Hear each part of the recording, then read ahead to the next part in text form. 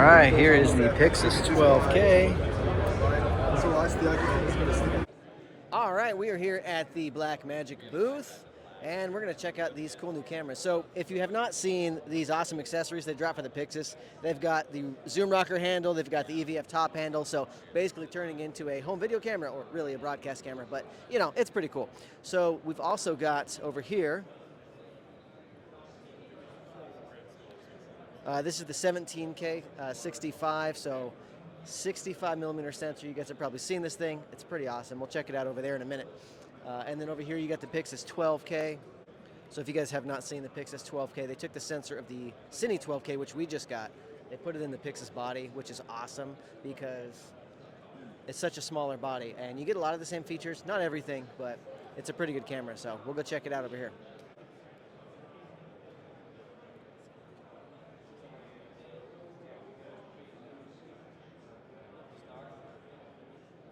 All right, so we're hands-on with the PYXIS 12K over here. Amazing what they put with this sensor into this body, and you can see it's so small. I mean, like, it's the palm of your hands, right? And this thing's got the same sensor as the Cine 12K, which is a big boy. But you get amazing quality out of this thing, and I mean, you can see the image here. This is 12K open gate they have on the screen there, and you know, all the same features. You get 12K, you get open gate, all the good stuff that you typically get on these Blackmagic cameras, so super cool.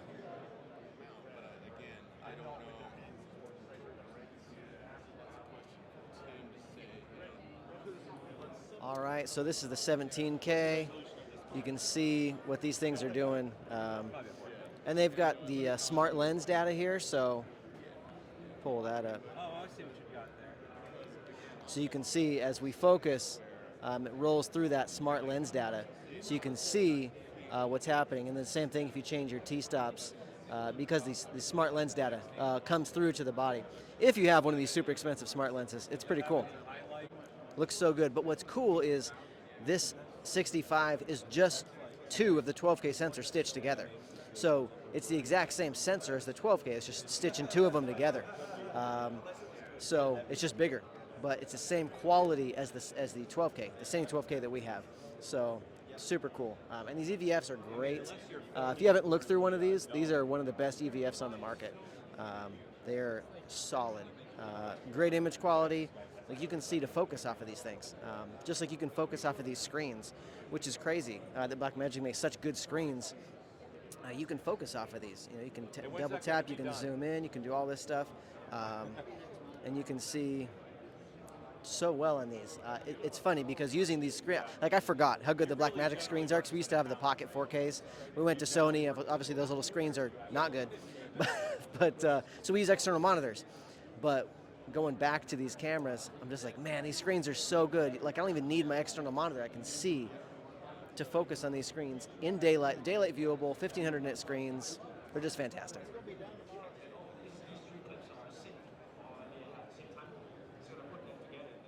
So one of the cool things you can do here is get training and talk to colorists in Resolve and things, so super cool. Okay, so coming back for these accessories, some of you guys are asking about rigging. They've got different mounts for the URSA Cine, so you can put all these different mounts on. Obviously you can get the EVF, you can get the various base plates, extension arms, handles. There's different battery mounts, so if you want to run it on, you know, V-Lock or B-mounts or different things, you got all these different mounts available. Obviously they've got these new accessories for the PYXIS. This is super cool. And then you can get the PYXIS monitor, either just the monitor by itself, or you can get this whole mount kit, which will allow you to, you know, mount it up on your camera off of the top handle here, which has the proper stuff to do that.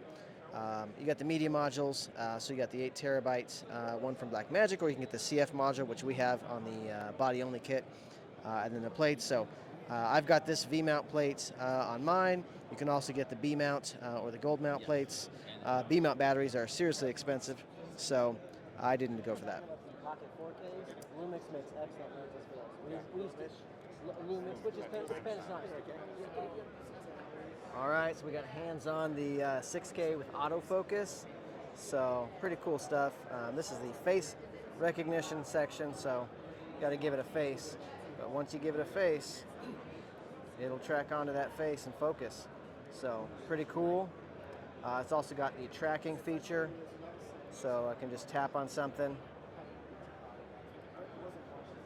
and it'll track that. And then just continuous autofocus, which is not tracking, but you can just going to have it continuously focus on a point on the frame. So, you know, it does something, but the tracking is way cooler. To lock onto something and track through it as you're moving, and, you know, say we grab this bush here. You know, for beta firmware, it's pretty decent. But obviously it's not quite, you know, it's beta. it's not Sony. Yeah, it's certainly not Sony autofocus. And you wouldn't expect first round of Blackmagic beta autofocus to be what Sony has created over a long time. But the fact that we have it is amazing. And it's in this camera. It's probably going to be coming to the other cameras at some point once they get this dialed in. So it's pretty cool. We got it. So you can tap. You can see how, like when you tap to autofocus, it kind of does like that kind of like glitchy thing. So good for photography, but it's not quite there for video yet. But awesome that we have a beta, that we can check this out and see what could be with this, because the fact that we've got this at all is super cool, even if it's beta. So if you want to see the rig on the PYXIS 12K they've got here, it's pretty straightforward. Lens, matte box, follow focus, and then we got this guy right here, which is the PYXIS monitor mount, top handle, and then they got a little tilted base plate on here, battery, and a video feed. So pretty straightforward rig. Obviously, you know, great size lens, bright tangerine matte box, bright tangerine follow focus. So not a cheap rig, but simple and straightforward. And here's one of the PYXIS 6Ks, and they've just got the PYXIS monitor with this nice little top mount. Kind of reminds me of another camera. And tilted base plate on this one. And obviously this is rigged up for tripod. It's not rigged up for handheld or anything, but nice, you can just put that right on the top. Got Augie checking out the 17K. Nothing like a little cook.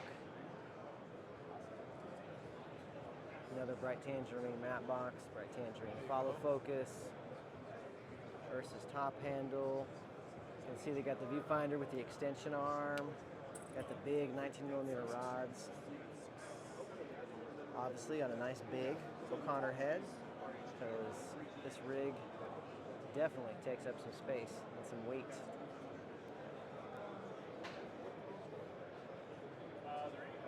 Not that looking at this TV screen does justice, but well, the thing looks good. This is the full-on 17K 65 with EVF and the whole kit. Craziness. Great, great little camera. Little camera. It's a big camera. No one's calling this a little camera.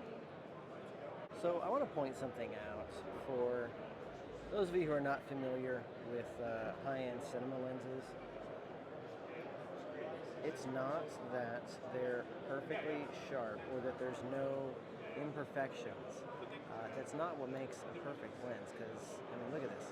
This is a Cook, and what happens on this Cook?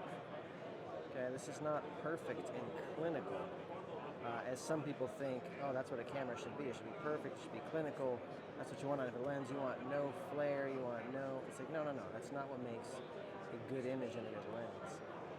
It has character. It has, you know, elements to it that it reflects and reflects that light, and you can see, you know, what's happening. And then, you know, you've got, you know, your edge-to-edge sharpness. So obviously, you know, if I'm in here in the middle of this image, it's sharp and it's clean. And then say we come all the way over to the edge of the image. I mean, look, there's chromatic aberration. There is little imperfections there. So it's not about a lens being perfect. Sometimes you see lens tests and different things and you think, oh, it's got to be perfect, and it's not about being perfect. So, I mean, this is one of the best lenses you're going to put on a camera, and it's not perfect. It's beautiful. It's gorgeous. It's not perfect. Perfect is not the definition of good. So I know this is not a perfect way to show this off, but I just kind of wanted to point this out because sometimes we start looking for the wrong things. All right, so here we're demonstrating a beta of recording Blackmagic RAW off of the Sony FX6. So I know we've been getting teased that this is coming, but here's a beta of it in action. So you can see how that works.